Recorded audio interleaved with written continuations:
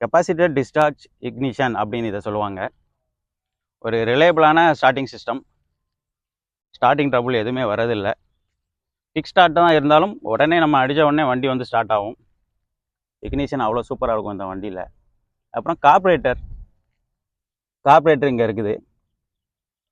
நமக்கு நிறைய பேருக்கு கார்பரேட்டர் சிஸ்டம் தான் ரொம்ப பிடிக்கும். ஃபியூலிங் சிஸ்டம்லாம் விரும்புகிறதே இல்லை. ஏன்னா கார்பரேட்டரோட பெர்ஃபார்மன்ஸ் ஃபியூல் இன்ஜெக்டர் கொடுக்காது. அவ்வளோ சூப்பராக இருக்கும் கார்பரேட்டர். நமக்கு தேவை மாதிரி வண்டியை டியூன் பண்ணிக்குவோம்.